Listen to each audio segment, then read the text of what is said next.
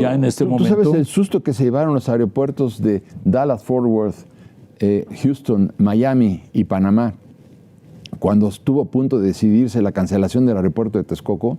Se estaban muriendo porque les íbamos a quitar un enorme cacho del pastel. Sí. Bueno, cuando se canceló el aeropuerto, destaparon no sé cuántas botellas de champaña para decir de la que nos salvamos. Gracias, López Obrador, te adoramos, dijeron los hubs de Norteamérica y de Centroamérica.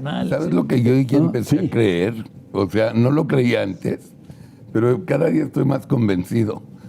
Morena quiere más pobres para seguir teniendo clientes. Pues claro. O sea, si no, no hay otra forma. Claro, ¿ya me entiendes? Es una fábrica de pobres. O sea, fíjate. Pues, nos resulte que estamos más bajos.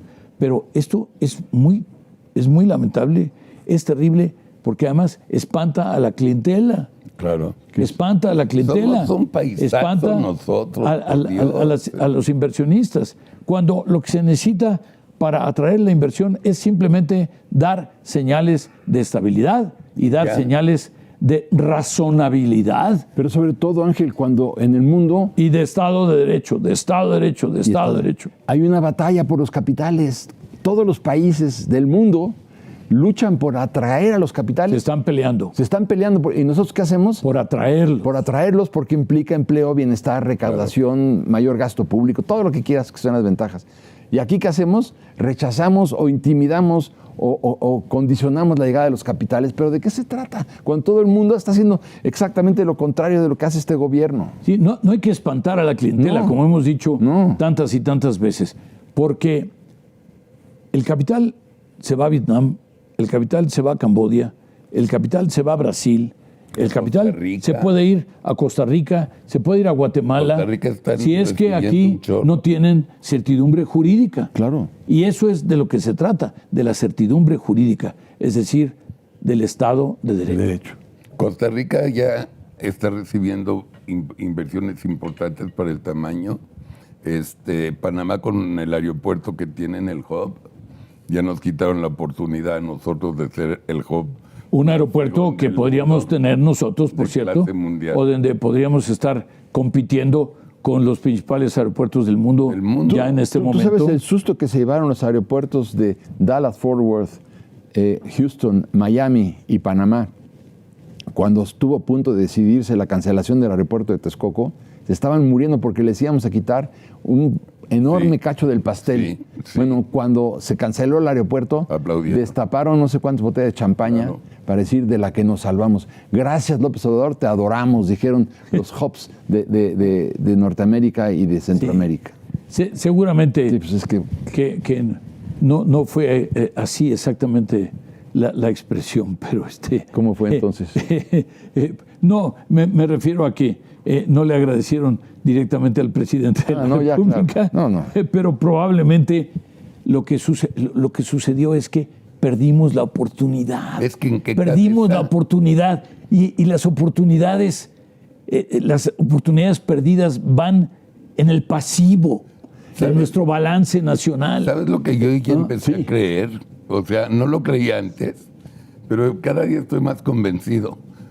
Morena quiere más pobres para seguir teniendo clientes. Pues claro. O sea, si no, no hay otra forma. Claro. ¿Ya me entiendes? Es una fábrica de pobres. O sea, fíjate, yo no tengo talento político, yo ni de broma, pero tengo mucho sentido común. A ver, carajo, Estados Unidos está peleada con China. China es la fábrica del mundo y sobre todo Estados Unidos. ¿Por qué no dice López Obrador? Es el momento. Socios, no amigos, socios. Nosotros somos el nuevo China y maquilamos. ¿Qué tan difícil era decir eso y tener 3 millones de nuevos en lugar de la seducción de la inversión extranjera, estamos llamando al pueblo a que responda a la invasión. Sí.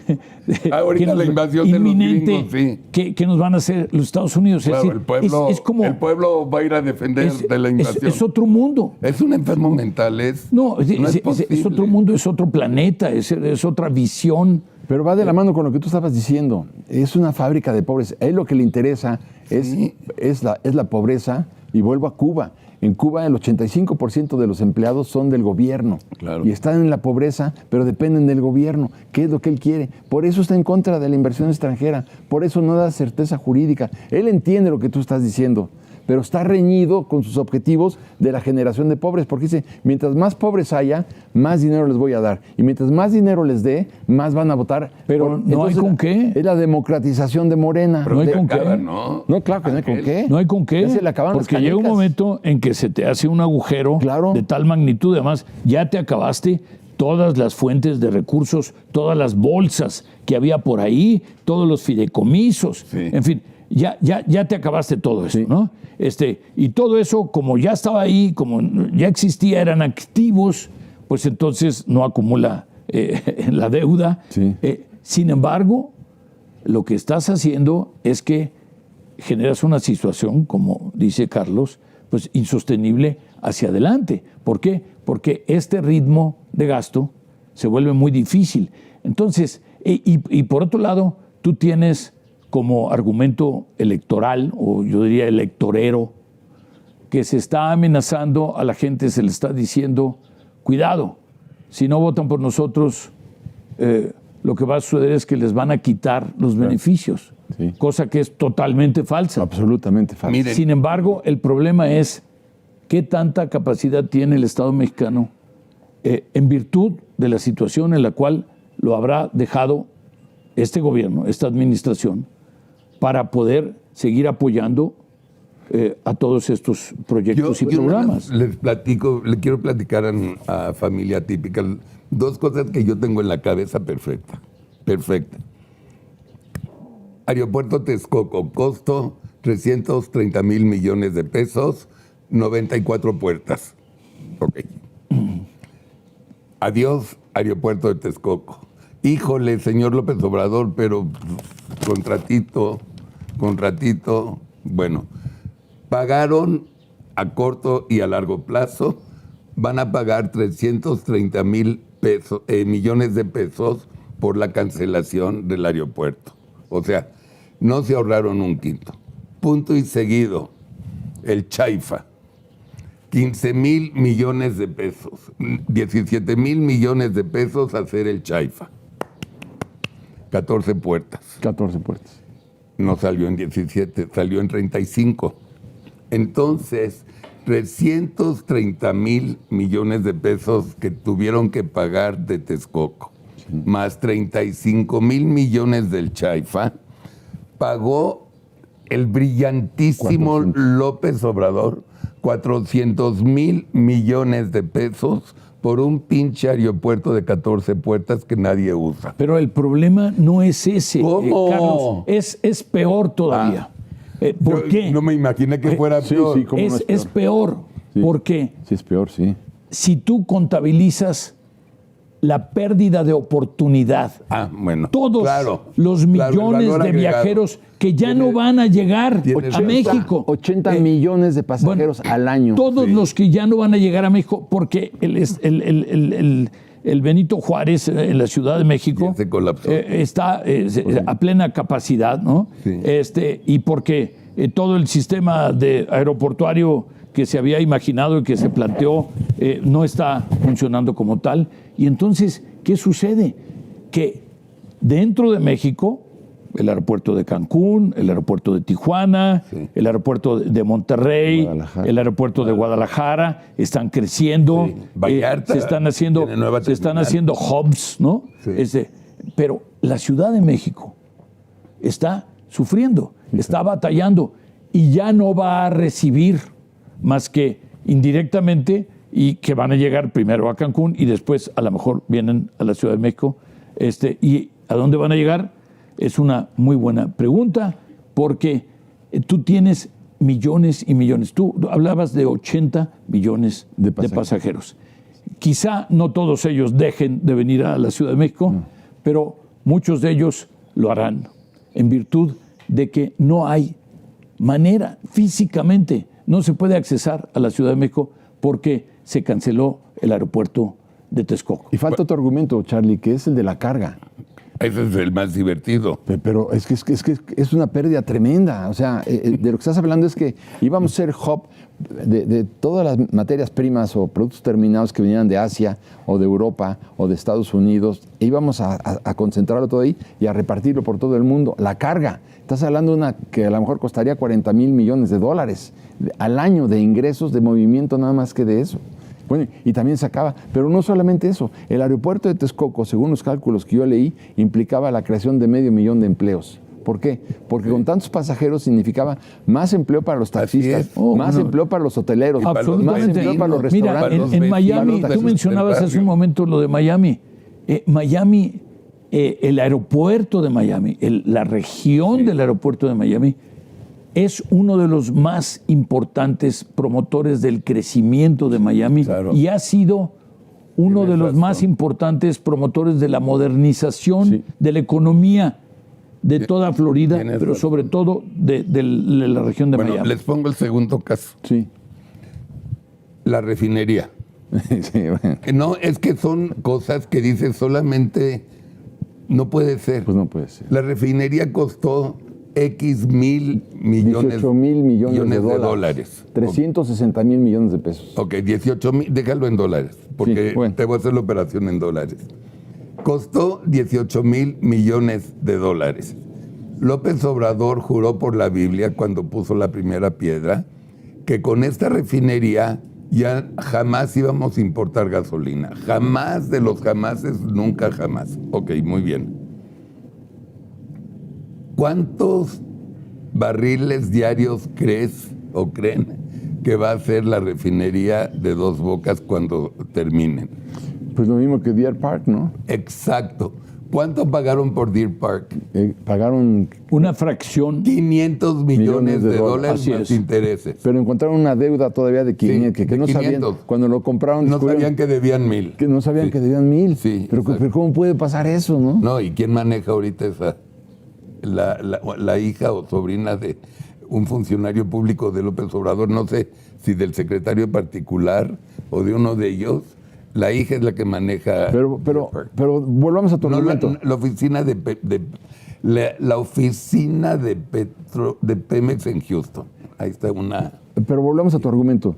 Costó 500 millones de dólares. Más la deuda, ponle, te lo dejo en 1,000 millones. Sí. Nada más que esto va a costar 18,000 millones de dólares. Para producir lo mismo. Lo mismo que Deer Park. Digo, ¿Por qué no compraron otra? ¿Por qué no compraron otra? Cuando las están vendiendo en los estados. Pero ahí no acaba el problema. El problema más grave de Dos Bocas no son los 18,000 millones de dólares, sino que no han construido un ducto para transportar la gasolina hacia el centro de consumo más importante. Hay un concepto falaz. Que cuesta más que la refinería. Así es. Hay un concepto falaz de autosuficiencia. Sí. Es decir, en donde se dice, bueno, pues, lo podemos importar y podemos hasta comprar la refinería de allá y luego importarlo aquí, como hemos hecho con el caso de Deer Park. Y resulta que no, porque está allende la frontera y por lo tanto, pues pudiera en un momento dado ser motivo de alguna restricción y entonces no nos van a mandar. Bueno, sí, podría ser, pero es muy improbable. Y en segundo lugar, hay formas legales para evitarlo. Y en tercer lugar, estamos hablando del TEMEC, estamos hablando de los socios, como decías tú, socios, a ver, no socios, amiguitos. vamos a platicar, ¿no? No amigos y no asociados, sino socios formalmente socios. Entonces, bueno, pues se pierden oportunidades y además imagínate lo que se puede haber hecho, o se podría haber hecho con 300 y tantos mil millones de Imagínate. pesos. Simplemente en otra infraestructura. Claro. En conectar Puerto Peñasco con con las torres de transmisión que se necesitan para llevar la electricidad más el Tren Maya, que el Tren Maya van a ser quebrado. Sí. Pero, a ver, Nació quebrado. cuando yo les decía que íbamos y me corrijo, a una dictadura comunista, bueno, voy a quitar la palabra comunista, pero voy a poner otra, socialista. Sí. Fíjate qué orientación tenemos. Aquí me lo apunté. En primer lugar, crea esta refinería que tenía que haber hecho con el sector privado, en una alianza con los dos, si querías, si es que ese hubiera sido el caso. Bueno, pero bueno, en primer lugar, está sustituyendo el papel de la iniciativa privada con la refinería. Crea el Banco del Bienestar con 7,000 sucursales, de las cuales nada más ha creado 2,000. Se han robado el dinero, lo han utilizado como lavadora. Sí. En fin, pero luego también crea una línea aérea. O sea, está invadiendo las áreas del sector privado. Una línea aérea, ya pidieron los aviones a Boeing. Y luego la CFE peleándose con los inversionistas extranjeros que utilizan aerogeneradores, ¿verdad? O sea, todo esto es un poco la mecánica de Echeverría, que llegó a tener 570 empresas paraestatales por donde se escapaban los recursos y el ahorro público. ¿A dónde vamos? No aprendemos de la historia. Es decir, las 4 cosas, la refinería, el Banco del Bienestar, la línea aérea y CFE y mismo Pemex, habría que darles todo un ingrediente privado para que resurgieran. Por ejemplo, no puedes cancelar de golpe las farm outs, que eran las asociaciones con las empresas privadas norteamericanas, holandesas e inglesas, que iban a extraer el petróleo, el 50% para el gobierno y el 50% para ellos. Era maravilloso. Las cancelan. Bueno, pues eso es una primera solución de lo que decía Charlie. Para rescatar Pemex hay que crear más farm outs. Es lo primero que yo haría si yo fuera director de Pemex. Pero mira, otra vez, hay este contexto, este concepto falaz de la llamada autosuficiencia. Sí, otra vez. Y eso sí. incorpora, es un concepto obsoleto En la completamente. globalización es Pero en la globalización es algo que ya ni siquiera se toma en cuenta. No se toma. Sin embargo, lo traen otra vez y lo ponen en la mesa. Y entonces, en el fondo, recordemos por qué es que se invitó a las empresas privadas para complementar, por cierto, nacionales y extranjeras. Claro. Para complementar el trabajo de Pemex y el trabajo de la CFE. Sí. Porque no tenían con qué.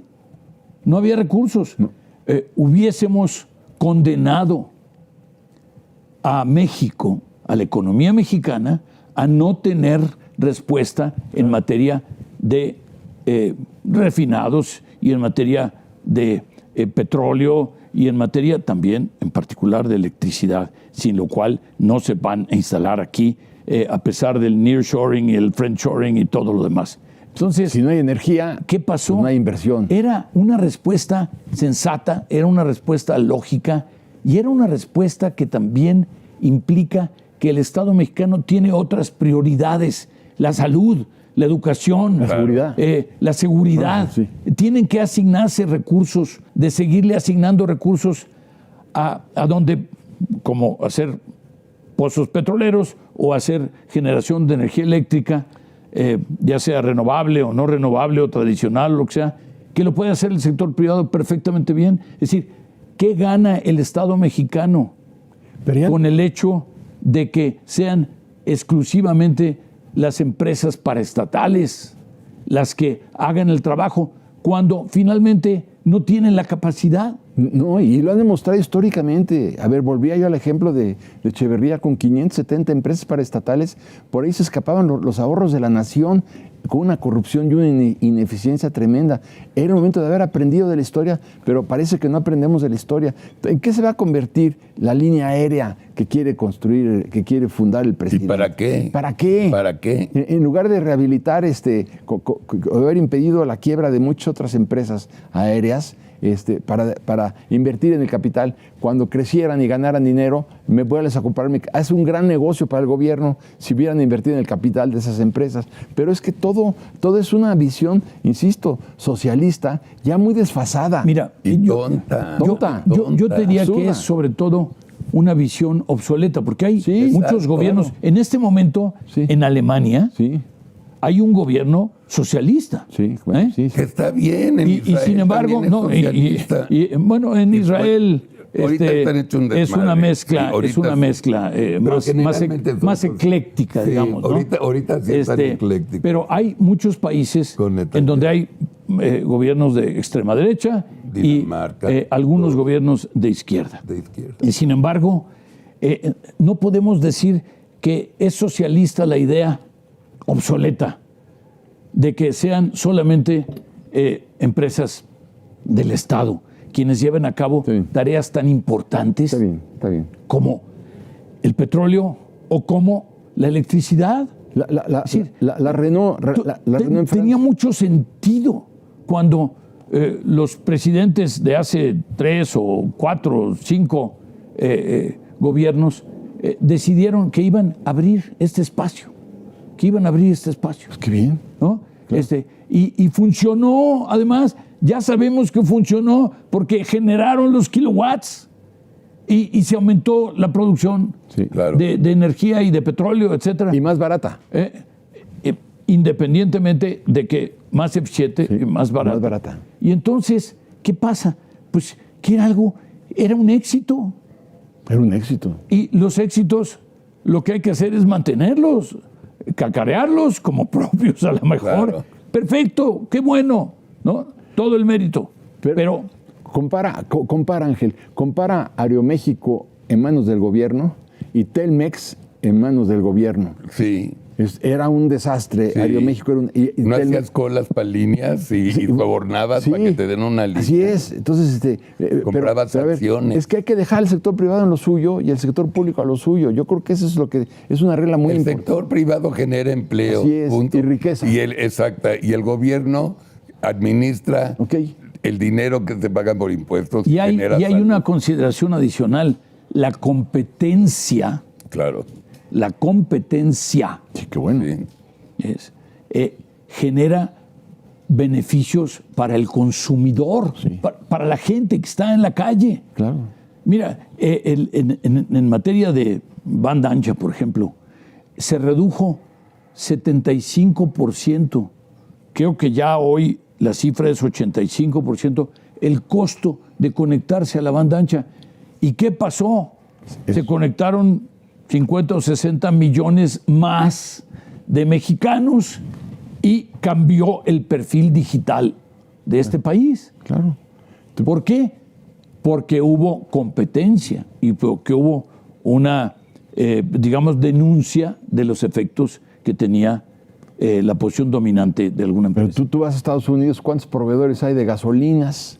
Todos los que quieras. Los que quieras, digo. Sí. Ven, y además, y aquí, fíjate, yo doy más barato que de repente una gasolinera era de Total y otra gasolinera era de Citgo y otra gasolinera de y otra gasolinera era de Chevron y otra gasolinera en beneficio del consumidor. ¿Y qué pasó? Empezó a haber diferenciación de precios, empezó a haber competencia. La competencia le ayuda al consumidor y el beneficio del consumidor aumenta su nivel de bienestar. Que tú pudieras tener 5 compañías de electricidad, para que pudieras coger cuál te gusta, cuál te conviene, cuál es más barata, cuál es más eficiente. Pero más, mira, ya tenías una fórmula. Claro. No hay que reinventar el hilo negro. Sí. Ya tenías una fórmula que funcionaba. Sí. Es decir, con la rectoría del Estado, quiere decir, la CFE estaba ahí en el centro de la acción, pero había generación de energía eléctrica por parte del sector privado, ¿no? Y eso se perdió. Se perdió. Nos tenemos que ir, Paco y yo, porque Tere Vale va a llegar en 35 minutos a entrevistar en vivo, en el primer programa en vivo de Tere Vale los miércoles a las 11. ¿A quién creen? ¿Sí? Bueno, eres el padrino del programa en vivo. Me da muchísimo gusto, además, el hecho de poder echar a volar este nuevo programa. Verónica, ¿no has hablado, manita? No, he estado observándolos y escuchándolos muy bien. A ver. Yo te apuesto a que no llevamos ni 4,000. Yo te apuesto a que sí llevamos más de 4,000. Llevamos 3,900 likes. Pero tenemos más de 7,000 personas conectadas. Entonces, sí podemos llegar a la meta. Por favor, ayúdenos con esos likes.